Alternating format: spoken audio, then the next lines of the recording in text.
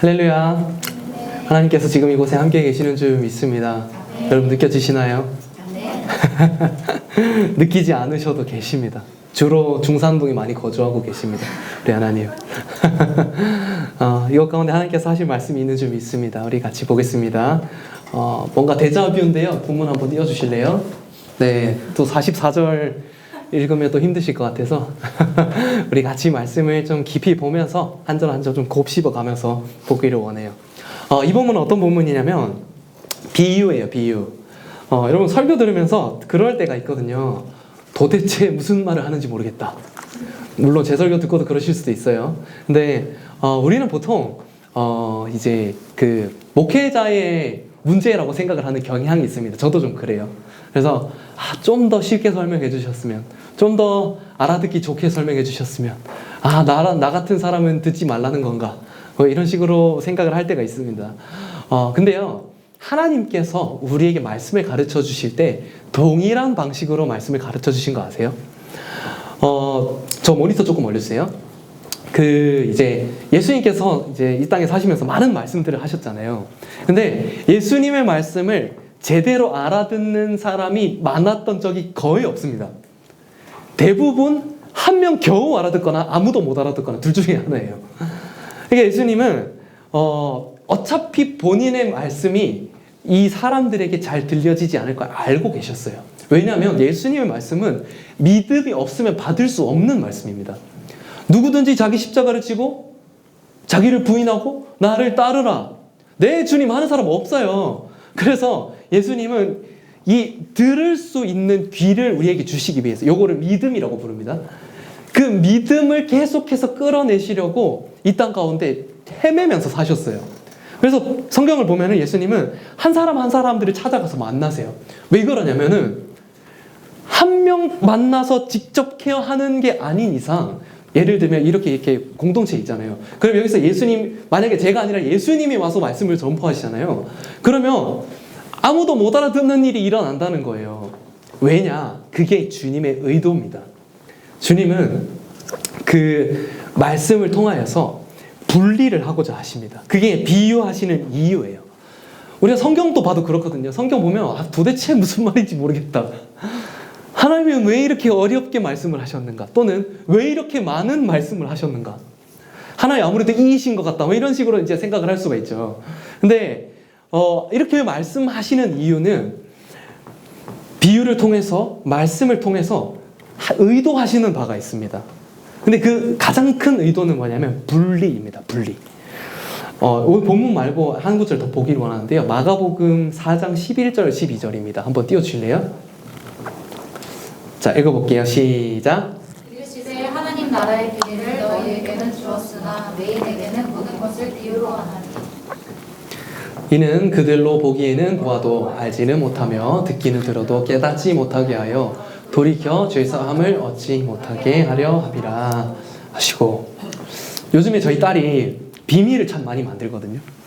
그래서 저한테 막 귓속말을 해요. 근데 여러분 많이 해보셨을 거예요. 아무 의미 없는 막 이렇게 하거든요.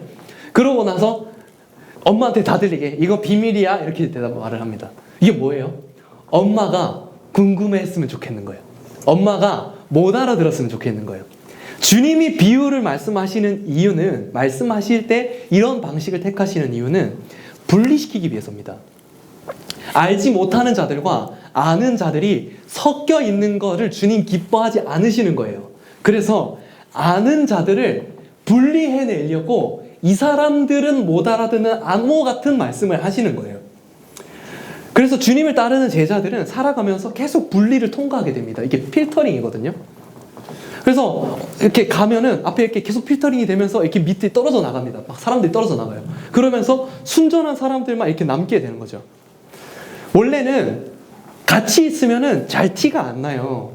근데 별다른 차이 없이 섞여 있다가 하나님은 하나님의 방식대로 내 삶을 분리시켜서 하나님 앞에 서가게 하시고 하나님의 뜻대로 인도함을 받게 가신다는 거죠. 이게 거룩한 성도를 만들어 나가는 과정입니다. 우리 아까 거룩 찬양했는데요. 이 거룩에 제가 비유했던 거 기억나세요? 차은우 비유.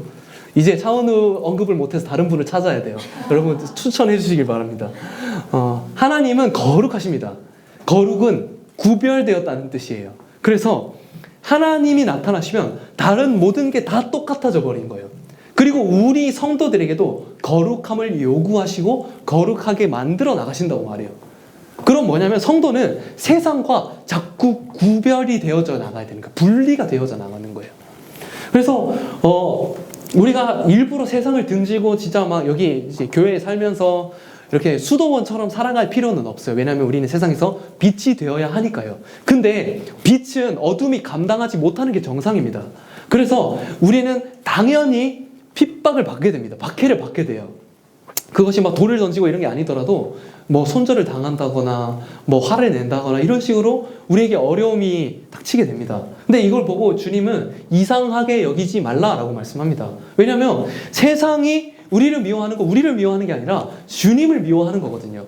그래서 단적인 예로 요즘 시대가요, 전도가 굉장히 어떤 비인격적인 일로 이렇게 프레임이 씌워졌어요. 우리 다 서로 존중하는 사회가 돼버렸거든요. 그래서 전도뿐만 아니라 모든 것도 강요하기가 좀 힘든 세상이 돼버렸어요. 그러다 보니 그리스도인이 전도하는 건 굉장히 문제가 있는 사람이라고 인식시키게 만들어놨어요. 근데 그러면은 세상 사람 중에 이렇게 생각하는 사람 많아요. 아, 뭐 크리스찬 좋은데 나한테 전도만 안 하면 괜찮아. 나한테 전도 안 하는 크리스찬이 크리스찬입니까? 아니에요. 예수 믿으면 반드시 그리스도의 증인이 되어 있습니다. 그러면 이 세상 사람은 내 곁에 크리스찬, 진짜 크리스찬 두지 않겠다 이 말이에요. 이런 식으로 성도가 분리되어져 나갑니다. 내 뜻과 상관없이. 그리고 하나님은 그 과정들을 통해서 거룩한 성도들로 만들어 나가십니다. 그래서 여러분 한번 세상 예수 안 믿는 친구들이 있을 수 있거든요, 지금. 근데 그분들께 복음을 전해본 적이 있는지 한번 생각해 보셨으면 좋겠어요. 뭐 물론 만날 때마다 꼭 해야 된다 이런 건 아니지만 일평생 뭐 20년 친구인데 복음을 한 번도 전해보지 못했다. 이거 심각한 문제가 있는 겁니다. 이 친구를 사랑하지 않는 게 아니라 내 정체성에 문제가 있을 수 있다는 거예요. 하나님은 성도를 계속해서 분리시켜 나가십니다. 그래서 원래 처음에 예수 믿을 때는 예를 들어서 내가 세상 친구들이 이렇게 있잖아요. 나 다음 주에 교회 간다. 뭐 네가 무슨 교회 가냐? 뭐 이러고 이제 그래가지고 교회 갔다 왔어요. 그래서 아 내가 교회 가서 예수님 믿었어.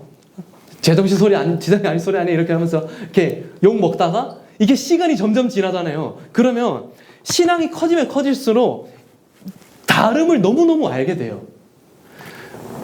이 사람들도 내가 그들과 다르다는 걸 알게 됩니다. 그리고 그것이 마냥 좋게 공존할 수 없다는 것도 알게 되죠. 그래서 점점 분리되어져 나가는 거예요. 그런데 오늘 본문에는 예수님이 그래서 이 필터링을 한번 하는 작업이에요. 그래서 1절, 2절을 같이 한번 읽어볼게요. 1절, 2절 시작. 그날 예수께서 집에서 나가사 바닷가에 앉으시니 큰 무리가 그에게로 모여들거늘 예수께서 배에 올라가 앉으시고 온 무리는 해변에 서 있더니 예수님이 바닷가로 가셨어요. 장소가 좀 중요합니다. 바닷가의 특징은 뭐냐면요, 기본적인 소음이 있어요. 노이즈가 있습니다. 그리고 바람도 불고요. 좀 정신사납습니다. 왜냐하면 사람이 많았거든요. 온 무리가 있었어요. 근데 사람이 막 많은데 예수님이 이렇게 걸어가시는 거예요. 사람들이 궁금했겠죠. 와, 도대체 뭘 하실까? 왜냐면 예수님이 좀 재밌는 분이셨거든요. 항상 그분이 가시는 곳마다 이런 익사이팅한 재밌는 일들이 많았어요. 왜냐면 당시에는 미디어가 없잖아요. 얼마나 심심했겠어요. 그래서 이제 예수님이 무언가 하시지, 뭔가 큰 게 온다 이러고 있던 거예요. 그래서 예수님이 가가지고 바닷가에 딱 올라가시는 거예요. 그래서 아, 주님이 물 위를 걸으시려나 보다. 근데 갑자기 배에 타시는 거예요. 그래서 타서 자, 이제 말씀을 시작하려고 하는데 주님은 지금까지 하지 않으셨다. 오늘 본문이 처음으로 주님이 비유를 말씀하시는 장면이거든요. 갑자기 대뜸 비유로 말씀을 하십니다. 거기서 말하는 1번 비유가 뭐냐면 우리가 흔히 아는 씨 뿌리는 비유입니다. 자, 우리가 이 설교 많이 들었잖아요. 씨 뿌리는 비유에 대해서. 그래서 상세한 내용들을 오늘 많이 다루진 않을 거예요. 근데 우리가 다 알고 있으면 이런 얘기를 하시겠군 하지만 당시 진짜 1도 모르는 상황에서 이런 상황이라고 생각해보세요. 해변가에 사람 뭐 하는 사람들일까요? 뭐 고기를 잡거나 뭐 해수욕을 즐기거나 산책을 하거나 뭐 예수님 궁금해서 따라온 사람들도 있을 거고 여러 가지 이유들이 있겠죠. 근데 그 사람들이 이렇게 막 모여있는데 예수님 올라가셔서 배에 앉아가지고 해변에 있는 사람들한테 말하는 거예요. 배에 있는 사람들이 아니라. 그러니까 우리가 어느 정도 될지는 모르지만 예수님의 말씀이 정확하게 또렷하게 들리지는 않았을 거예요. 그래서 뭐 예수님이 말씀하시는데 막 갑자기 사자우처럼 하나님 도와주시고 이렇지 않거든요. 예수님이 말씀하셨어요. 그냥 우리 지금 말하는 것처럼, 제가 마이크 없이 말하는 것처럼 이렇게 그냥 말하는 거예요. 제가 이렇게 설교해도 잘 안 들리실 거예요. 그래서 저는 여러분을 알아듣게끔 하고 싶어서 이걸 쓰는 거거든요. 미디어 팀에 조정을 해주는 거거든요. 근데 예수님 마이크 없어요. 그냥 가가지고 말하는 거예요. 자, 현실적으로 해변에 있는 사람들한테 배 위에 있는 사람들이 어떤 이야기를 할까요? 뭐 물에 빠지지 않게 조심하세요. 쓰레기는 집에 가져가서 버리세요. 뭐 이런 거 얘기하겠죠 보통. 근데 씨 뿌리는 자가 길가에 씨를 뿌렸다. 무슨 느낌일까요? 지금 해변인데 해변이랑 맞는 소리가 아니잖아요. 일단 뭐라는 거야? 요게 주님이 의도하시는 반응이었어요. 그 관점으로 3절에서 9절을 한번 읽어볼게요. 좀 기니까 형제자매 교도할게요. 3절부터 9절 형제부터 시작.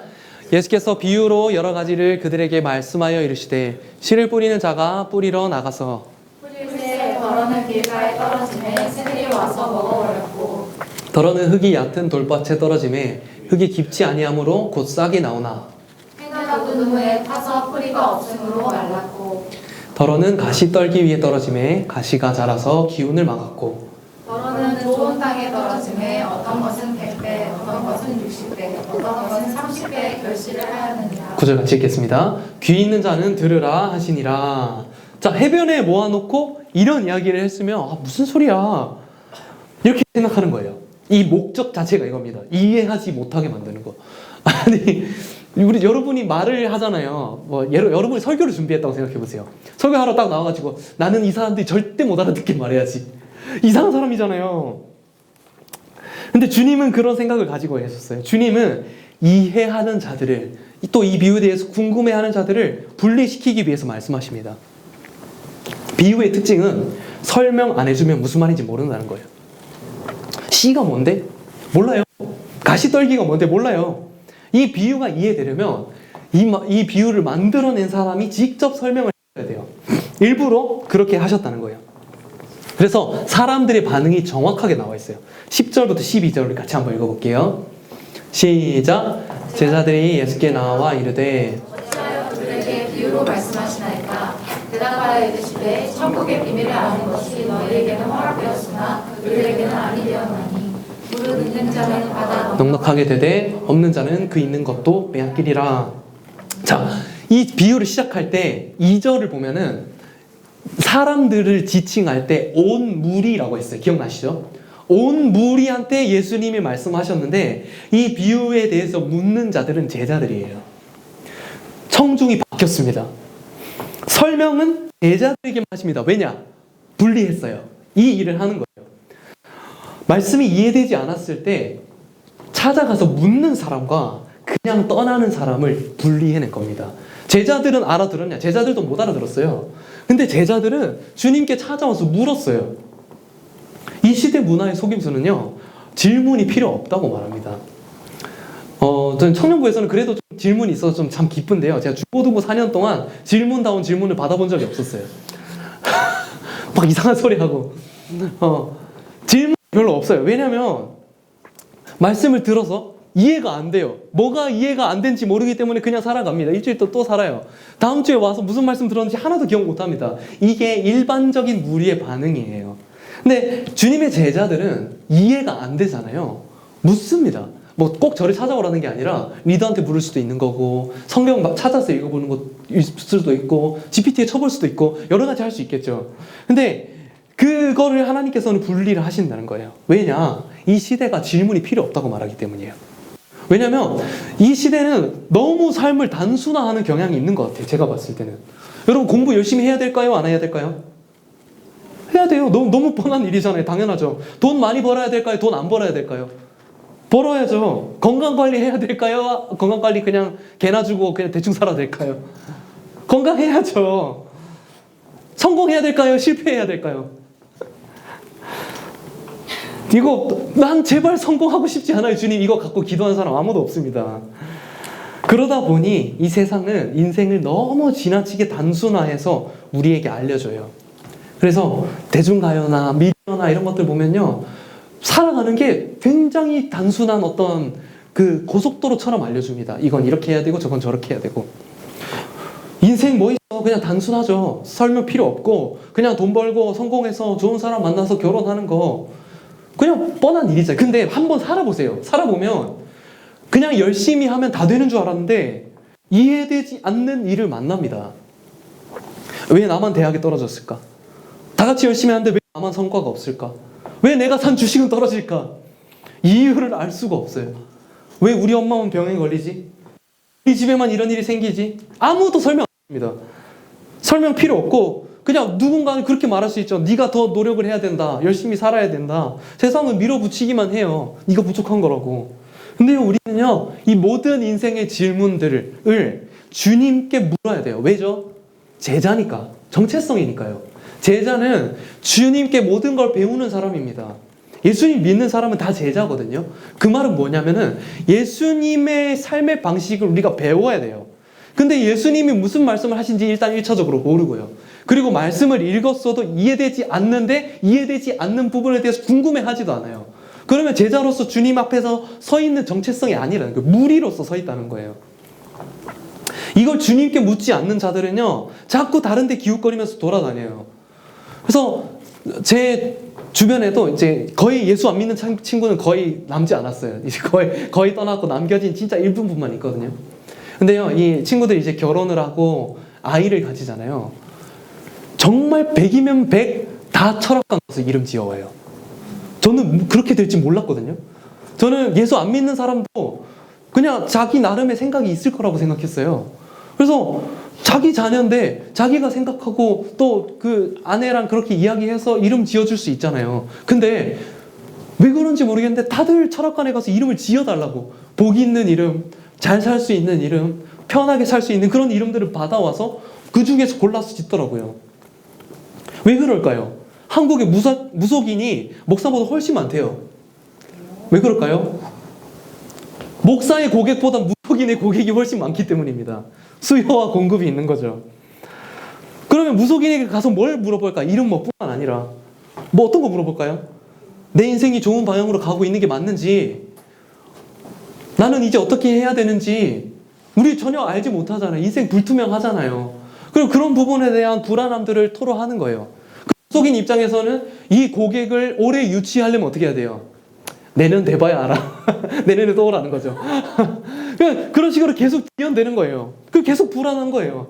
원래는 세상은 심플하게 살면 된대요. 설명 없이 그냥 살 수 있다고 생각했는데 살다 보니까 불안한 거예요. 그러다 보니 누군가가 내 인생을 긍정하고 소망을 줄 수 있는 해석을 해줬으면 좋겠다는 거예요. 그래서 사실 이제 제가 청년 부임하고 처음에 여러분이 그 비전 특강을 해달라고 했잖아요. 근데 여러분이 원하는 비전 특강 안 해줬잖아요. 왜냐면 여러분이 원하는 거는 그거잖아요. 내 인생이 불안하니까 앞으로 내가 뭘 해야 될지 모르겠으니까 내가 괜찮다고 말해달라는 거잖아요. 그리고 내가 무엇을 해야 할지 알려주시면은 그 방향에 맞춰서 내가 참고 고민해보겠다는 거잖아요. 근데 주님이 주신 비전은 하나님께 헌신되는 사람들에게 하나님이 원하시는 것들 말씀해 주시는 것들이에요. 그러면 그런 것들이 우리가 원하는 어떤 구체적인 영역이 아닐 수도 있습니다. 그 마음이 똑같은 마음일 수 있다는 거예요. 사주 보는 마음과 주님께 와서 기도하는 마음이 같을 수 있다는 거예요. 근데 같지만 누구에 오는지에 따라서 그게 전혀 달라지는 분리가 일어난다는 거예요.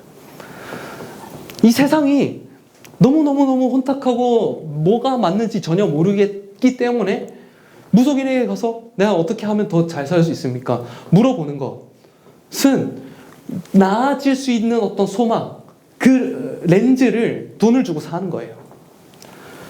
자, 그러면 우리가 살다 보면 여러 이제 생각하지 않는 일들을 만나잖아요. 만약에 나쁜 일이 벌어졌어요. 아무리 봐도 우연 같지 않아요. 설명이 필요해요. 그러면 궁금한 게 정상입니다. 아니 누가 뭐 예를 들면 직장에서 잘렸는데 나는 원래 잘릴 사람이었어 이렇게 생각하는 사람 아무도 없습니다. 왜 잘리는지 궁금하죠. 그러면 그거를 사장님께 물으러 가는 게 아니라 주님께 물으러 가는 게 제자라고요. 이스라엘 백성이 구약에서 망했잖아요. 우리 양모 읽고 있잖아요. 왜 망했습니까? 하나님을 버렸기 때문이에요. 근데 그거를 선지자한테 묻지 않으면 자꾸 우리나라 국력을 보게 되는 거예요. 우리나라 국력이 약하고 외교를 못했고 사람을 잘못 봤고 사람을 믿었고 배신당했고 이런 이유들을 찾는 거예요. 하나님은 다르게 해석하는 거예요. 그걸 주님께 물으러 가는 사람이 제자입니다. 그리고 제자가 주님께 왔을 때 주님은 해석해 주십니다. 하나님은 내 인생을 바르게 해석할 수 있도록 말씀해 주십니다. 나의 인생에 제대로 된 렌즈를 주시고 제대로 해석하게 하십니다. 인생 마음대로 살다가 어려워지는 순간, 해석이 필요한 순간 하나님 앞에 나오라는 겁니다. 그냥 넘어가지 말고 대충 뭉개지 말고 원래 인생은 어려워. 뭘 다 그렇게 사는 거지 뭐. 근데 하나님께 나와왔을 때 분명해지는 부분들이 있습니다. 그리고 말씀 보고 뭐 이런 게 전에 안 된다면 저라도 찾아오세요. 설명이 필요한 순간에 하나님이 부르시는 순간으로 봐야 합니다. 근데 물론 이 부분에 대해서 모든 것을 우리가 다 마음에 들도록 하나님 명쾌하게 말씀을 주시는 게 아닐 수 있어요. 하나님이 주시는 건요, 이 세대를 보는 관점입니다. 세상을 보는 관점이에요. 하나님은 우리가 어떤 관점으로 인생을 바라보기를 원하시는지 세상과 다른 해석을 우리에게 주신다는 거예요. 이게 거룩이에요. 성도는 의지나 노력을 해서가 아니라 렌즈가 바뀌어가기 때문에 거룩하게 되어지는 겁니다. 그래서 우리가 사실 일일이 하나님께 물으면서 살 수가 없어요. 하나님 오늘 짜장면 먹을까요? 짬뽕 먹을까요? 이런 거 물어도 응답 안 하십니다. 근데요, 하나님이 어떤 분인지를 알아가잖아요. 그러면 그 하나님이 무엇을 기뻐하는지가 내가 기뻐하는 게 돼버립니다. 이렇게 동기화가 돼요. 그러면 내가 기뻐하는 대로 선택을 해도 그게 하나님이 원하시는 일이 된다는 거죠. 근데 성경을 안 읽으면 하나님이 어떤 분인지를 몰라요. 그리고 안다고 해도 그분이 별로 마음에 들지 않아요. 그리고 말씀의 사람이 되어가면 그 모든 관점들이 내 가운데 하나님 부어주신다는 거예요. 그래서 어떤 분들이 이렇게 말해요. 도대체 하나님 뜻대로 사는 게 뭡니까? 하나님 음성이 안 들려요. 저도 안 들려요. 근데 어떻게 살아요? 그냥 성경대로 살면 됩니다. 성경대로 살면 그게 음성 들은 거예요. 자꾸 그 귀에 뭔가 앵앵거리는 어떤 소리가 들려야 된다. 꼭 그렇게 생각하지 않으셨으면 좋겠습니다. 하나님의 말씀은요, 하나님의 뜻이 다 기록이 되어 있습니다. 그리고 그 하나님이 기뻐하시는 말씀들은 지금 나에게 주어지는 말씀이 아니어도 오해하고 들어도 괜찮습니다. 그래서 진로 고민하시는 분들, 난 도대체 무슨 직업을 가져야 될지 모르겠다. 특별히 하나님의 부르심이 없으면 다 선교 가십시오. 잘못 알아듣고 선교 가면 어떡해? 그런 거 없어요. 오해해도 돼요. 가도 됩니다. 하나님 그거 기뻐하시는 거예요. 근데 우리가 원하는 게 있기 때문에 이건 안 하고 싶고 이건 안 하고 싶고 이건 이랬으면 좋겠고 근무 환경은 이랬으면 좋겠고 워라밸은 있었으면 좋겠고 돈은 얼마만큼 벌었으면 좋겠고 그러니까 선택지가 몇 개 없는 거예요. 그 중에서 하나님 골라달라는 겁니다. 하나님의 뜻을 들을래야 들을 수 없다는 거예요. 너는 가서 복음을 전파하라. 내 친구를 전도하라는 거나 전도해. 그거 하나님 뜻 아닐 수 없습니다. 무조건 하나님의 뜻이에요. 근데 우리는요, 하나님이 기뻐하지 않는 일들 중에 A, B, C 선택지 두고 심지어는 그 중에 하나님이 슬퍼하시는 선택지도 있어요. 그 중에서 고민하고 있는 거예요. 그러면서 기도하는 거예요. 하나님 이 중에 하나 주세요.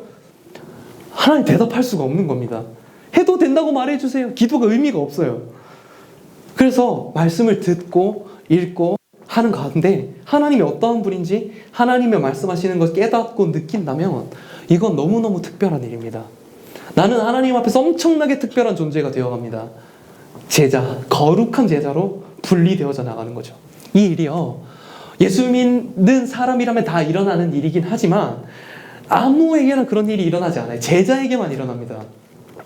하나님이 나에게만 알게 하려고 하시는, 나에게만 확신 주려는 메시지가 있다는 거예요. 그런 주님과의 개인적인 대화들, 추억들, 살다 보니까 어려움을 만났어요. 근데 그 어려움 가운데 넘어졌는데 그 앞쪽에 더 큰 어려움이 있어서 나를 보호해 주셨다는 것, 이런 것들 경험하게 됩니다. 그 주님과의 그 기억들이 쌓이면서 점점 이 반복되면서 우리가 세상과 분리되어서 나간다는 거예요. 만약에 직장에서 잘렸어요. 밖에서 볼 땐 설명이 안 돼요. 회사가 어려워졌대, 성과가 안 난대, AI가 우리를 대체한대. 이 설명을 누가 못합니까? 근데 내가 믿게 되는 설명은 그게 되면 안 된다는 거예요. 아, 내 인생이 꼬였나 봐. 이제 나는 AI에 밀려서 다 사라지겠구나. 어려워지겠구나. 난 능력이 없나 봐. 이 설명에 우리가 너무 쉽게 납득하면 안 됩니다. 세상은요, 그렇게 보면 그냥 책임 안 집니다. 그냥 네 인생 망한 게 맞대요. 앞으로도 어려워지겠대요. 근데 놓치면 안 되는 게 뭐냐면 그 과정 중에 주님이 나를 인도해 나가고자 하시는 게 있다는 거예요. 주님은요, 사실 우리가 탁월한 데 별로 관심이 없으십니다. 우리가 주님 의지하기를 원하세요. 그래서 때로는 낮은 곳으로도 두시기도 하고, 때로는 어려운 가운데 처하기도 하시고, 그 가운데 우리의 순전한 마음을 받아내시는 거예요. 우리의 찬송을 터져 나오게 만드신다는 거예요. 그래서 정확하게 우리가 다 이해하고 알 수는 없지만 그 일들 가운데 하나님께서 나의 삶을 붙들고 계시는구나. 그 확신 어디서 옵니까? 말씀이에요, 말씀. 말씀을 가까이 하지 않으면 세상 사람과 똑같이 되어져 나가요. 분리될 수 있는 방법이 없습니다. 그 대충 돈 벌면 되는 거지. 성공하려고 사는 거 아니야. 아니라는 거예요. 제자는 그런 목적을 두고 살지 않습니다. 주님 말씀을 듣는 순간 우리는 세상 사람들과 분리되어져 가기 시작합니다. 내 삶을 특별히 이끌어 가시는 하나님의 새로운 길을 열어 가신다는 거예요. 자, 그래서 10절부터 주님이 비유를 설명하십니다. 앞에 이제 잘 안 들리는, 좀 이제 못 알아듣는 그런 말들 했잖아요. 자, 그리고 이제 설명을 하시는데 이 비유의 핵심은 뭐냐면 간단하게 말씀드릴게요. 마음이 중요하다는 거예요. 무슨 말이냐면 이 제자들과 무리들은 우리 삶도 다 마찬가지입니다. 다른 사람이 가지고 있는 걸 자꾸 부러워해요. 그래서 다른 사람과 비교를 합니다. 그래서 여러분은 어떻게 생각하실지 모르겠지만 저는 좀 그런 어떤 이제 뭐 예를 들면은 뭐 같이 운동을 한다거나 같이 게임을 한다거나 아니 뭐를 같이 해도 그 중에서 내가 평균보다 좀 떨어진다 이러면 저는 좀 참기 힘든 사람이에요. 그래서 그런 자리는 되도록이면 피하고 싶어요. 그게 사람의 인간적인 마음이거든요. 그러면서 남들 보면서 비교하는 거예요. 쟤는 좋은 부모를 만나서, 쟤는 집에 돈이 많나 봐, 쟤는 좋은 직장을 취해서, 쟤는 뭐 일을 안 하고 노니까 참 부럽다. 여러 가지 것들을 찾는 거죠. 나도 저런 외모였으면, 나도 저런 재능을 갖고 있었으면, 나도 저런 집안에서 태어났으면 왜 하나님 날 이렇게 힘들게 만드셨을까? 근데 주님이 그 가운데 말씀하시는 거 뭐냐면 씨가 같다는 거예요. 씨에는 문제가 없어. 이 씨는 뭘 말하냐면요, 하나님이 우리의 인생에 열매를 거두려고 만들어둔 세팅을 말합니다. 우리의 환경을 말하는 거죠. 우리가 처해진 것, 우리가 태어난 출생, 우리의 가족, 우리의 어떤 공동체, 처해진 환경, 우리가 만나는 사람, 하나님이 다 주신 거잖아요. 근데 그 어떤 환경도 하나님이 너에게 주신 것이다. 이거 일단 받아들여야 돼요. 여러분 대학생활 할 때 여러분 기억나세요? 저는 이제 좀 가물가물하긴 한데 저희 학교에는 이제 학교 이렇게 학생들을 보면은 대부분의 친구들이 다 나는 여기에 있을 애가 아니래요. 나는 훨씬 더 높은 데를 갔어야 되는 사람인데 이게 세상이 날 억가해서 이렇게 말도 안 되는 처지에 처하게 됐다. 이런 식으로 생각하는 친구들이 많더라고요. 이거 핑계 댈 수 없다는 거예요. 내 인생에 대해 어떤 핑계도 될 수 없는 거예요. 내가 만약에 수능을 망쳐서 어떤 내가 생각하는 것보다 훨씬 낮은 대학교를 갔어요. 그곳이 하나님이 나를 부르신 곳이라는 걸 인정하라는 거예요. 그리고 그 시에는 문제가 없다고요. 내가 이런 환경에 처해졌다고 해서 내 인생이 끝난 게 아니라고요. 하나님은 열매 맺기 위해서 열매 맺을 수 있는 씨앗을 모두에게 다 주신다는 거예요. 근데 문제가 발생합니다. 19절 보시죠. 같이 읽어볼게요. 시작. 아무나 천국 말씀을 듣고 깨닫지 못한 자는 악한 자가 와서 그 마음에 뿌려진 것을 빼앗나니 이는 곧 길가에 뿌려진 자요. 자, 길가는 뭐냐면 악한 자가 그 뿌려진 것을 빼앗는다는 거예요. 악한 자는 늘 마귀입니다. 마귀가 하는 일은 뭐냐면 말씀을 뺏어간다는 거예요. 여러분, 마귀는 실제 합니다. 살아서 역사해요. 근데 우리는요, 그냥 애써 외면하면서 살아요. 뭐 그런 건 없어. 내가 지금 수련회를 안 가는 이유는 그냥 안 가고 싶어서요. 아니요, 마귀가 준 마음입니다. 내가 지금 성경 안 읽는 이유는, 내가 지금 큐티 안 하는 이유는 잠을 못 자서요. 아니야, 마귀가 주신 거예요. 주식이 아니고 죄송합니다. 마귀가 준 거예요. 마귀가 하는 일은 뭐냐면요, 어떻게 해서든 말씀을 빼앗아가요. 그래서 여러분은 말씀을 붙드는데 애를 써야 돼요. 왜냐하면 빼앗는 자가 있는데 가만히 있으면 무조건 빼앗깁니다. 저희 첫째 딸도요. 그 힘 약한 둘째가 뺏으려고 할 때 붙들지 않으면 뺏기더라고요. 힘이 약해서가 아니에요. 붙들지 않아서 그렇습니다. 마귀는 말씀을 뺏어가요. 그러면 내 삶 가운데 말씀을 놓치지 않도록 말씀을 잡는 건 누구 책임일까요? 내 책임이라는 거예요. 하나님이 허락하신 게 아니라는 거예요. 내가 어떻게 반응하느냐에 따라 다르다는 거예요. 그래서 말씀을 들을 수 있는 어떤 환경이나 공동체나 특히 요즘에 양모하죠. 양모나 예배 시간이나 셀 모임이나 여러분 목숨 걸고 지키셔야 돼요. 왜냐하면 빼앗는 존재가 너무너무 열심히 살아요. 전 마귀같이 열심히 사는 애를 본 적이 없어요. 저 도전을 받습니다. 난 진짜 게으른 사람이구나. 열심히 뺏으려고 하는데 우리는 그냥 이렇게 슬쩍 잡고 있는 거야. 뭐 말씀 읽을까 말까. 그냥 뭐 할 일도 없으니까 읽자. 무조건 뺏기는 겁니다. 그래서 다 뺏기고 그러면은 내 삶 가운데 말씀이 없어요. 그러면 세상과 분리되지 않고 그냥 세상처럼 똑같이 살아가는 거예요. 그리고 인생이 어려워지면은 무속인 찾아가는 겁니다. 그 똑같은 일들이 일어난다는 거예요. 돌봐 보시죠. 20절 시작. 21절도 읽을게요. 준비가 안 됐을까요? 혹시? 제가 안 드린 것 같아요. 성경 있으시면 한번 읽어주실래요? 그 속에 뿌리가 없어 잠시 견디다가 말씀으로 말미암아 환난이나 박해가 일어날 때에는 곧 넘어지는 자요. 네, 여기는 이제 뭐냐면은 환난이나 박해를 말합니다. 돌밭은 처음에 말씀을 기뻐하는데 외부의 공격 때문에 무너지는 사람이 있다는 거예요. 이거 누가 공격할까요? 마귀가 공격한다는 거예요. 내가 예수를 믿는데 예수 믿으니까 어려움이 생겼어. 정상입니다. 마귀는요, 자기 것을 빼앗기고 싶지 않아요. 얘는 열심히 산다니까요.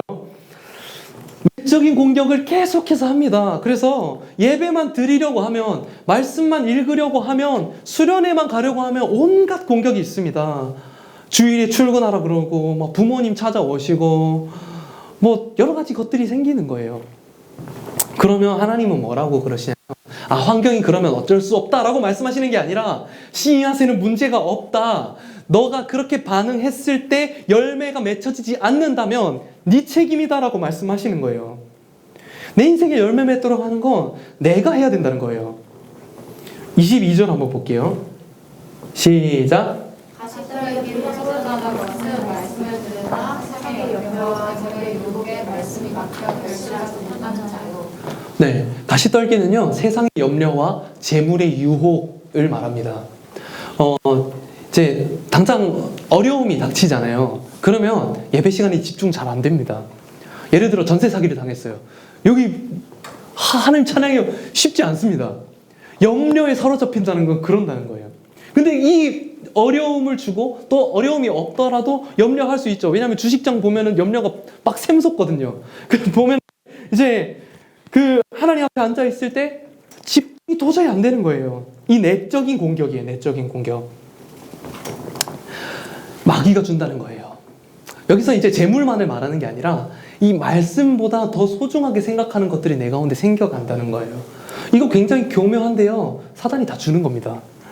하나님보다 더 귀하게 여기는 게 있다는 거예요. 여러분, 하나님을 사랑하면 자녀를 양육을 해야 됩니다. 근데 말씀보다 자녀를 더 사랑하니까 내버려 두는 겁니다. 자녀를 존중해야 된대요. 그들의 삶을 인정해줘야 된다고 합니다. 하나님 사랑하는 건 맞지만 내 사업은 포기할 수 없고요. 내 자존심은 포기할 수 없고요. 세상 사람들 다 그렇게 살아요. 세상 사람들이 아니라 사실 크리스천들도 대부분 그렇게 삽니다. 그래서 분리가 안 일어난다는 거예요. 제자화가 되어지지 않는다는 거예요. 내 삶의 열매가 맺혀지지 않는다는 거예요. 자, 23절 같이 읽겠습니다. 시작.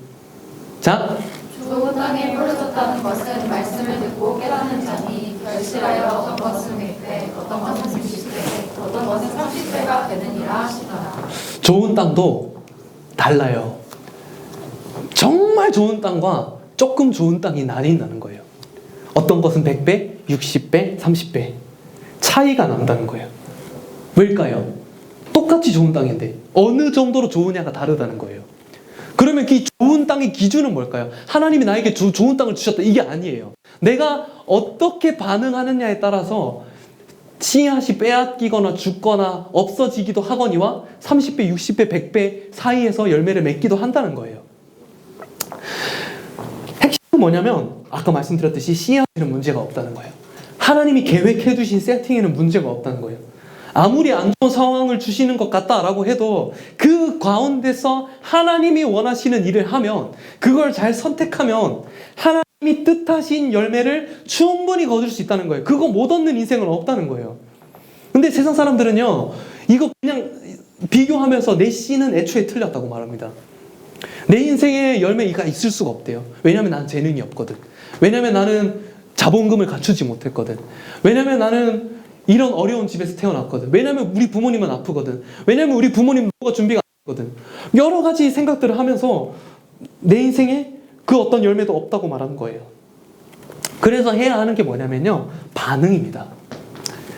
나의 어떤 선택과 반응이 차이를 만들어낸다는 거예요.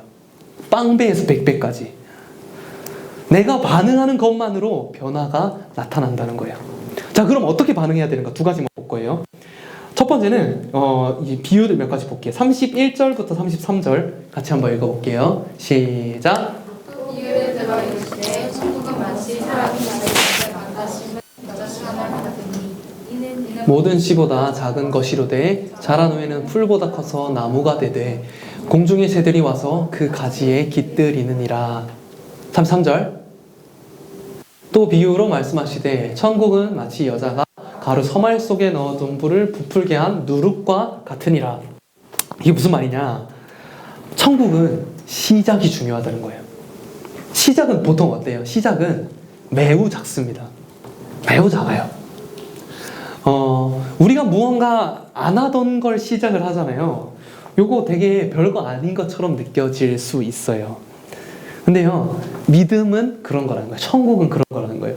천국은 겨자씨와 누룩입니다. 이 두 가지의 특징은 뭐냐면, 정말 작은 거를 잘 키우면 나는 거예요. 왜냐하면 하나님이 나의 인생에서 풍성한 열매를 주시는 시작점은 내 인생에서 정말 작은 부분에 순종하는 것에 있다는 겁니다. 하나님이 하시는 일은요, 좀 작아 보여요. 근데 그 작음 안에 엄청나게 큰 천국이 들어있다는 거예요. 세상은 반대로 말합니다. 세상은요, 내 인생의 지금이 완성이랍니다. SNS 보고 비교하래요. 그리고 이거 결론이라고 말해요. 성경은 아니에요. 성경은 아니라고 말합니다. 여러분, 결혼은 완성입니까? 아니요, 시작이에요. 힘을 내십시오. 결혼을 완성으로 보면요, 완벽하게 하려고 미쳐버리게 됩니다. 이 시대에 그래서 완벽주의가 많은 거예요. 병든 완벽주의가 많은 거예요. 완벽주의의 특징은 뭐냐면 완벽하지 않으면 시작을 안 합니다. 그래서 아무것도 안 하게 돼버리는 거예요. 결혼식장은 이래야 되고 전세금은 이래야 되고 준비되지 않으면 시작도 못 하는 거예요. 처음부터 완성시켜서 오라는 거예요. 내가 나이가 지금 어느 정도인데 내 나이 때는 이 정도가 돼 있어야지. 다 거짓말입니다. 새롭게 시작하게 하신 하나님의 일은 작아 보여요. 근데 그게 너무너무 소중하고 그 일을 통해서 하나님이 하시고자 하는 놀라운 계획이 있다는 거예요. 여러분, 처음 자기 힘으로 큐티 했을 때 기억나세요? 안 나실 거예요. 별거 아니거든. 교회에서 하라고 해서 했거든. 근데 그 작은 큐티 한 번이 내 인생을 결정한다니까요. 처음으로 가정 예배를 드리고, 처음으로 내가 다니는 학교에서 과에서 기도회를 세우고, 뭐 이런 경건에 대한 부분이 아니더라도 처음으로 부모님한테 사랑한다고 말한다거나, 예배 시간에 처음으로 핸드폰을 껐다거나, 처음으로 내가 개인적으로 예배 시간이 아니라 교회에서가 아니라 내 집에서 안방에 앉아서 하나님께 기도했다. 처음으로 양모에 나와서 말씀을 읽었다. 별건 아닌 거 보이잖아요. 그거 하나로 뭐가 달라지겠어요? 근데요, 그 첫 시도가 인생의 어마어마한 결과들을 만들어낸다라는 것입니다. 생각해보면 저희 처음에 제가 지금까지 이 지경이 되기까지 이끌림 받았던 이유는 처음 하나님의 존재에 대해서 궁금해한 거였어요. 하나님이 진짜 있을까? 그러면 내가 한번 기도해보고 없을 것 같으면 다시는 교회를 안 나가야지. 그렇게 기도했어요. 이렇게 돼버렸어요. 하나님께서는요, 그 자금 안에 천국을 다 집어넣으셨어요. 그래서 주님은 제자들을 분리시켜서 말씀하는 거예요. 천국은 겨자씨야. 절대로 낙심하지 마. 너네 지금 이 연약한 모습, 이게 다가 아니야. 분명히 커질 수 있어. 제자들은 사실 지금 연약한지도 몰라요. 근데 얼마 시간이 지나면 주님이 죽으시고 자기의 연약함에 직면하게 됩니다. 와, 난 진짜 노답이었구나. 그때도 낙심하지 말라는 거예요. 왜냐하면 하나님이 준비해 두신 세팅은 틀리지 않았다. 그리고 그 가운데 우리가 작은 반응 그거 하나로 하나님은 엄청난 복을 예비하고 준비하고 계시다는 거예요. 우리가 참 많이 오해하는 것 중에 하나는요, 하나님이 우리를 괴롭히는 분이라고 생각합니다. 그래서 무언가 하나님의 뜻을 물으려고 기도를 하면 왠지 내가 제일 싫어하는 거 주실 것 같은 그런 느낌이 들어요. 아니에요. 하나님은 정말 복을 주고 싶어서 안달이 나신 분입니다. 근데 못 주는 거예요. 왜? 믿음이 없으니까. 그래서 믿음을 이끌어내시려고 사전 작업들을 하시는 거예요. 근데 우리는 사전 작업만 보고 겁먹는 거예요. 아, 저런 사람들 막 예수 믿는다고 고난당하는 거 보니까 난 예수 못 믿겠다. 이거처럼 어리석은 사람이 어디 있냐는 거예요. 이거 완전으로 두 번째 비유를 보기 원해요. 44절. 같이 읽어볼게요. 시작. 천국은 마치 밭에 감추인 보와 같으니 사람이 이를 발견한 후 숨겨두고 기뻐하며 들어가서 자기의 소유를 나타나게 밭에 사느니라. 아멘. 요거 춤추는 거 기억나시죠? 요거 밭에 감추인 보화 비유예요. 천국은요, 밭에 감추인 보화인데 포인트는 뭐냐면요, 대가를 지불해야 된다는 거예요. 이 사람이요, 밭을 갈다가 보화를 발견했어요. 근데 이 땅이 자기 땅이 아니에요. 빌려서 농사하던 땅이에요. 이거 훔쳐서 도망가지 않았다고요. 땅을 삽니다. 뭘 해서요? 소유를 다 팔아서. 무슨 말이냐면 대가 없이 결과가 나오지 않는다는 거예요. 나는 왜 이렇게 믿음이 안 자랄까? 성경 안 읽어서 그렇습니다. 당연한 거예요. 성경 안 읽었는데 믿음이 자라면 그 사람은 이단입니다. 하나님께서 나의 인생에 많은 열매를 거두게 하실 때 그 사전에 반드시 일어나는 일은 뭐냐면 내가 무언가 쏟아 부어야 합니다. 여러분, 주식도 시드머니가 차이가 나면요, 갈수록 격차가 벌어집니다. 신앙도 마찬가지예요. 하나님의 나라는요, 그냥 가만히 있는데 딱 떨어져서 그냥 주어지는 게 아닙니다. 돈 주고 사는 거예요. 하나님 나라에 투자하는 겁니다. 근데 투자 안 하고 그냥 가만히 앉아서 그냥 복지만 받으려고 하는 거예요. 그러면 격차가 벌어지게끔 되어 있습니다. 열매가 안 나타나요. 대가를 지불하는 사람과 하나도 지불하지 않는 사람이 똑같은 열매를 맺는다면 그건 사기입니다. 천국은 날로 먹는 나라가 아닙니다. 똑같이 예배를 나와도 정말 힘든 상황에서 목숨 걸고 예배를 지킨 사람과 그냥 할 일 없어서 나온 사람은 절대 같지 않습니다. 근데 좀 이상한 게 뭐냐면 이 보화 비유 좀 이상하지 않아요? 이거 빌린 밭이잖아요. 그럼 밭 갈다가 보화가 나오면 어떻게 해야 돼요? 주인한테 가서 알려줘야 되잖아요. 근데 안 알려주고 다시 숨겨둡니다. 이렇게 아무도 안 받겠지? 이렇게 하고 가가지고 밭을 사요. 이건요, 믿음이 무엇인지를 보여주는 겁니다. 믿음은요, 도덕과 똑같은 게 아니라는 거예요. 믿음은 가장 소중한 걸 팔아서 영생을 사는 것입니다. 근데 그 가장 소중한 거 포기하기 힘들거든요. 근데 그러면 내가 하기 힘드니까 자꾸 다른 것들을 생각하는 거예요. 내가 이렇게 하면 다른 사람이 어떻게 생각할까? 그래서 성경 읽다가 궁금한 게 생기잖아요. 아, 목사님을 찾아갈까? 아, 좀 힘드시겠지. 요즘에 바쁘시니까 뭐 안 찾아가겠다. 이런 식으로 남 생각을 하는 거예요. 그거 믿음 절대 아니라고 말씀하시는 겁니다. 여러분, 셀리더들 좀 귀찮게 하세요. 그러려고 생겨 있는 사람들이에요. 써먹어야 그 존재가 그 사명을 다하게 되는 겁니다. 저도 마찬가지고요. 다른 사람 생각하지 않은 겁니다. 예배 시간에 나 혼자 너무 오버해서 찬양하면 다른 사람 눈에 너무 거슬리지 않을까? 그런 거 없다고요. 하나님의 나라는요, 다른 사람 생각하지 않고 내 거를 다 박아 넣는 겁니다. 다 투자하는 거예요. 다 헌신하는 거예요. 그러면 하나님이 열매 맺게 하신다는 겁니다. 하나님이 이 일을 하셨어요. 하나님은요, 영생하신 독생자를 팔아서 가장 소중한 우리를 얻으셨습니다. 로마서 8장 32절입니다. 같이 한번 읽겠습니다. 시작. 자기 아들을 아끼지 아니하시고 우리 모든 사람을 위하여 내주시니가 어찌 그 아들과 함께 모든 것을 우리에게 주시지 아니하겠느냐. 하나님 우리에게 모든 것을 주고 싶어 하십니다.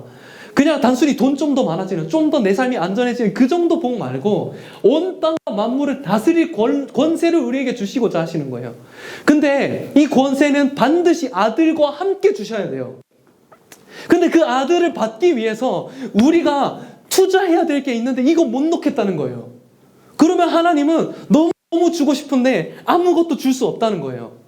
하나님 내가 많은 거 바란 게 아니잖아요. 하나님은 원래 그 조금 주지 않으십니다.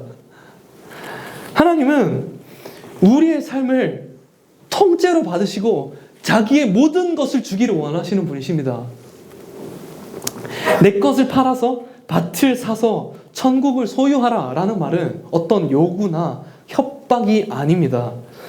내 인생에 열매 맺게 하기 위해서 그 모든 것을 주님이 먼저 파셨어요.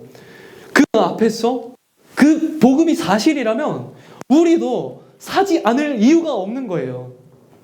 그렇게 모든 걸 다 희생하고 주님께 만약에 천국에 갖다 칩시다. 내가 주님을 위해서 다 희생했습니다. 누가 이렇게 말할 수 있습니까? 아무도 말 못합니다.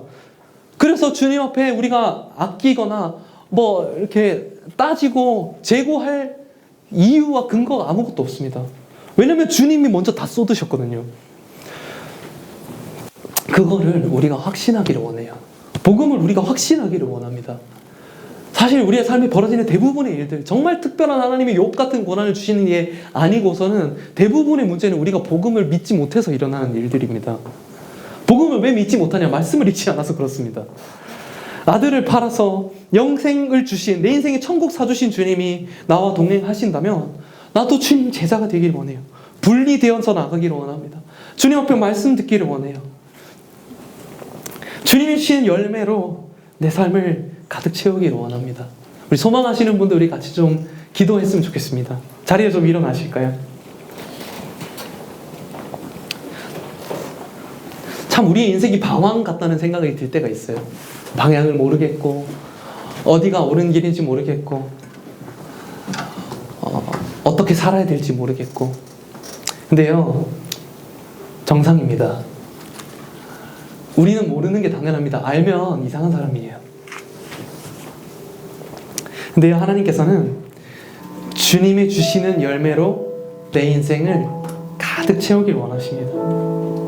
주님이 원하신다고요. 하나님 우리 교회에 부흥을 주시죠. 주님 더 주고 싶어 하세요.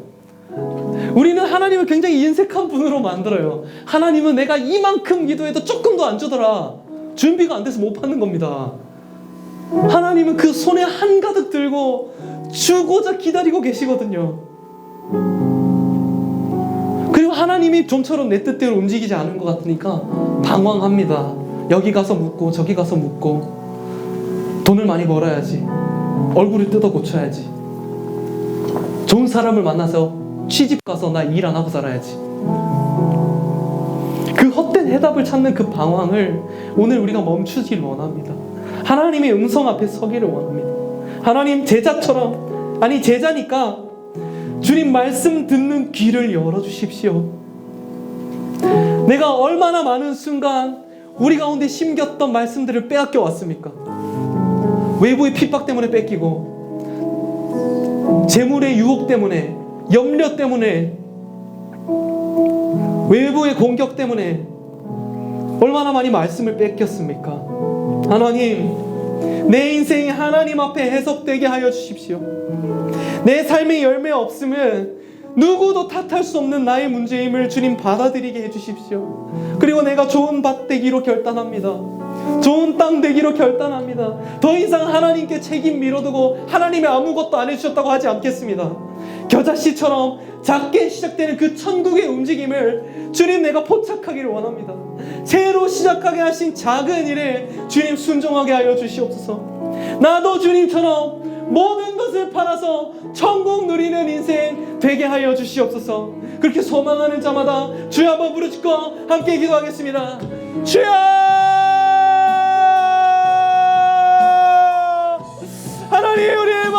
가운데 말씀하여 주시옵소서.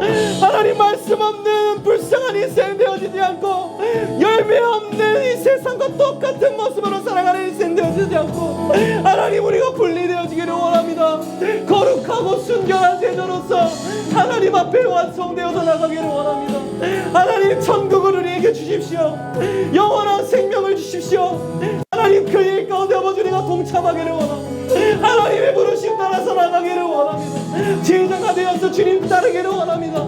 날마다 우리를 연단하시고 붙드시는 하나님의 손길 가운데 나를 드리기를 원합니다. 하나님, 나의 연약함을 붙들어 주시고 주의 붙드실 때 하나님 나를 새겨 인도하여 주시옵소서. 주님을 의지하기를 원합니다. 주님 감사합니다. 주님, 나의 삶 가운데 말씀 하시는 것을 듣게 하여 주시옵소서. 하나님, 방황을 멈추고 주님의 음성 앞에 서기를 원합니다. 말씀 앞에 서기를 원합니다. 주님, 우리를 붙들어 주시옵소서. 하나님, 말씀으로 우리를 가르쳐 주시옵소서. 하나님이 어떠한 분인지, 하나님 무엇을 원하시는지, 주님 얼마나 아름답고 존귀한 분인지 하나님 알게 하여 주시옵소서. 아버지, 역사하여 주시옵소서. 주님, 우리의 삶 가운데 말씀하실 때 듣겠습니다. 순종하겠습니다. 열매 맺을 수 있도록 좋은 땅 되겠습니다. 하나님께 책임 돌리지 않고 내가 할 수 있는 영역들 순종하겠습니다. 주님, 시간의 삶의 영역들을 열어주시옵소서. 하나님, 우리의 주의 마음을 채워주시고 주님의 것을 우리를 부유케 만들어주시고 날마다 주님과 동행하며 믿음으로 가는 인생길 분리되어져 나가며 거룩한 주의 제자로 서게 하여 주시옵소서. 주님, 우리의 믿음 없음을 도와주시옵소서. 아버지, 우리의 믿음을 끌어올려 주시옵소서. 하나님, 우리의 믿음의 주인이 되어주시고 말씀 가운데 우리의 믿음을 준비하여 주시옵소서. 거룩하신 하나님, 모든 것을 팔아서 천국 누리는 인생 되게 하여 주시옵소서. 주님, 감사합니다. 아버지, 역사하여 주시옵소서. 주님, 우리의 모든 마음들 가운데 영원한 생명과 천국을 주시고 하나님, 이 백성답게 주님 원하시는 열매들을 맺어나가며 살아갈 수 있도록 하나님 인도하여 주시옵소서. 거룩하신 하나님 찬양합니다. 주님, 우리의 삶을 붙잡고 인도하여 주시옵소서. 제자 되게 하여 주시옵소서. 주님, 감사합니다. 아버지, 분리되어져 나가기를 원합니다.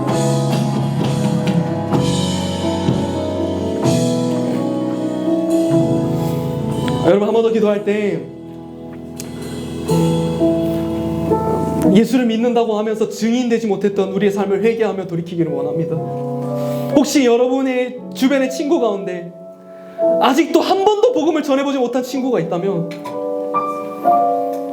주님은 그거 반드시 책망하실 겁니다. 그래도 괜찮다고 절대 말씀하지 않으십니다. 그것은 그 친구를 사랑하고 사랑하지 않고가 아니라 우리가 이 복음을 얼마나 소중하게 대하고 있는가를 나타냅니다.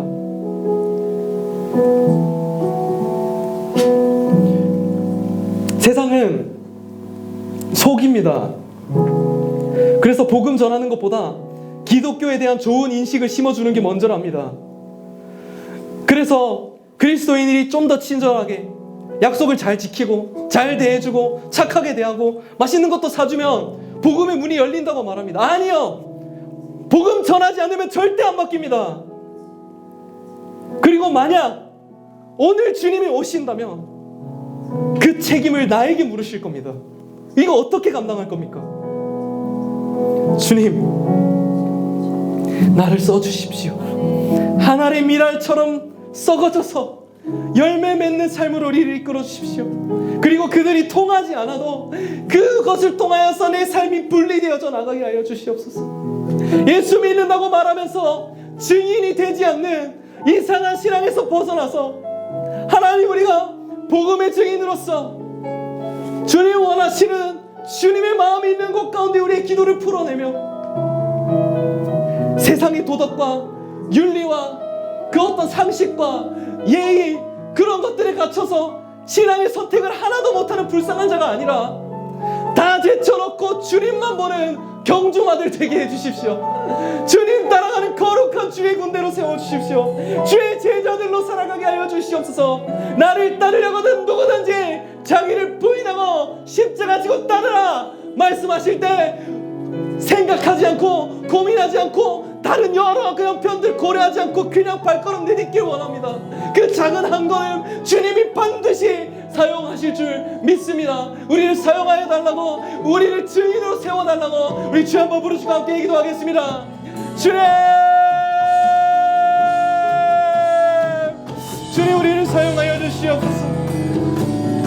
하나님, 우리는 제자입니다. 제자는 반드시 분리되어져 나가야 합니다.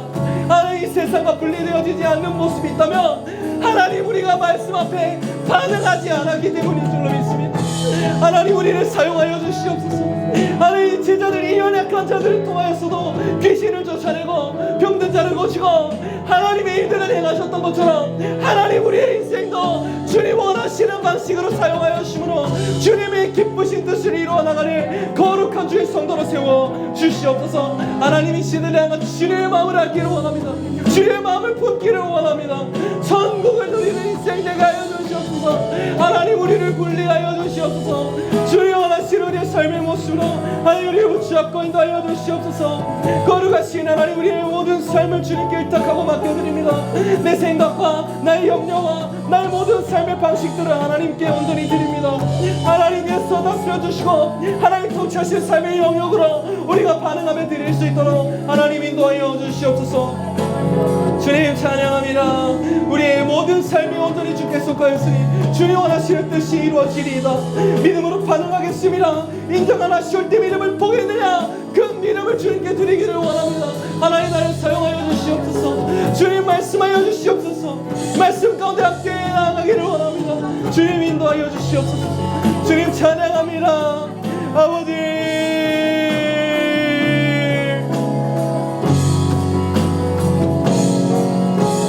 매일 마주한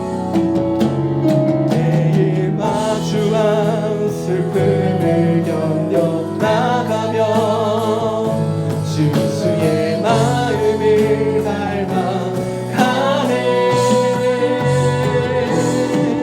두려운 걸음마다 주가 동행하니 주를 지나며 오늘을 걷네. 주의 신실한 소망을 깊이 담으며 주 예수의 분요를 증복하네. 하나님의 자녀로 명예 지켜가며 기뻐진 삶을 주께 드리네. 매일 마주한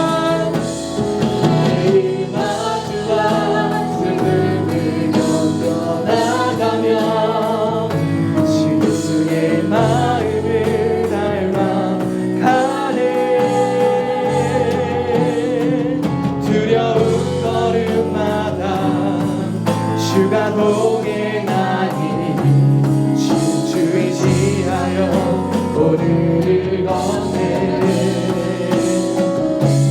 주의 신실한 소망을 깊이 담으며 주 예수의 분별을 채워가네. 하나님의 자녀로 명예 지켜가며 기뻐진 삶을 주께 드리네. 주님, 그렇습니다. 우리 예수님 닮고 싶습니다. 네, 예수님은 마냥 착하신 건 아니었습니다. 때로는 괴팍하셨고 세상이 볼 땐 제정신이 아니었습니다. 그리스도인이 이렇게 분리되어져 나가야 할 줄로 믿습니다. 세상의 상식과 똑같이 살아가는 분리 없는 무리가 되지 않고 주님 말씀하시는 대로 작은 순종을 드리며 만들어져 나가는 제자 되게 해주십시오. 제자들이 비유를 듣고 주님께 물으러 온 건 별것 아닌 일이었지만 그때부터 주님은 이 제자들을 만들어 나가고 계셨습니다. 그들은 자기가 연약하다는 사실조차 몰랐지만 주님의 죽음 앞에 자기의 연약함이 벌거벗은 듯이 드러났고 그제서야 내가 예수가 필요한 존재라는 것을 알게 되었습니다. 그 시점 훨씬 이전부터 주님은 제자를 분리시키고 계셨다는 것을 주님 우리가 기억합니다. 우리도 마찬가지입니다. 주님 우리를 분리시켜 주십시오. 이 세상 사람들과 똑같지 않기를 원합니다. 세상이 말하는 전도 전략이 우리의 전략이 되지 않기를 원합니다. 세상이 살아가는 성공 비법이 우리의 성공 비법이 되지 않기를 원합니다.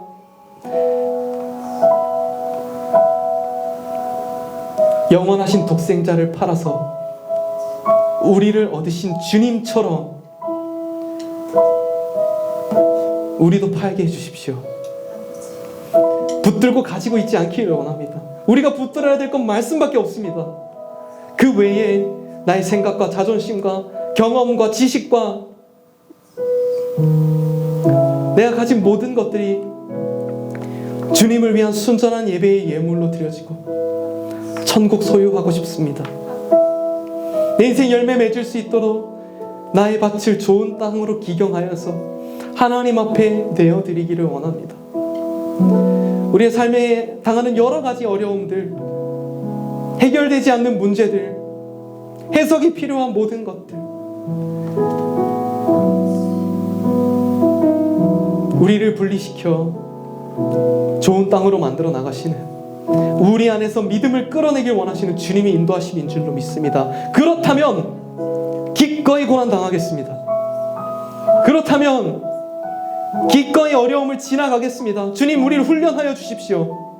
우리의 믿음을 끌어내서 하나님이 원하시는 일을 할 수 있도록 하나님 우리를 변화시켜 주십시오. 내 인생에 천국 사주신 주님이 나와 동행하신다면 당연히 제자가 될 수 있습니다. 그 길 갈 수 있습니다. 믿는데도 잘 안 된다는 세상의 거짓말에 속지 않게 하여 주십시오. 믿음은 반드시 그리스도의 증인을 만들어내는 줄 믿습니다. 하나님 우리 가운데 말씀을 주시고 이 말씀이 열매 맺을 수 있도록 우리가 반응하게 하여 주시옵소서. 그 반응을 주님 기다리고 계신 줄 믿습니다. 하나님 우리의 삶 가운데 하나님의 일을 행하실 때 거리낌 없도록 방해되지 않도록 하나님 우리가 믿음으로 반응하겠습니다. 30배 60배 100배 주님의 결심 맺기를 원합니다. 주님 시간 우리를 변화시키실 주님, 우리를 통하여서 열방을 살리실 주님, 거룩한 이름 그 주 예수 그리스도 이름으로 함께 기도합니다. 아멘. 주기도문 예배 마치겠습니다. 하늘에 계신 우리 아버지여, 이름이 거룩히 여김을 받으시오며 나라가 임하옵시오며 뜻이 하늘에서 이루어진 것 같이 땅에서도 이루어지이다. 오늘 우리에게 일용할 양식을 주시옵고 우리가 우리에게 죄 지은 자를 사하여 준 것 같이 우리 죄를 사하여 주시옵고 우리를 시험에 들게 하지 마시옵고 다만 악에서 구하시옵소서. 나라와 권세와 영광의 아버지께 영원히 있사옵나이다. 아멘.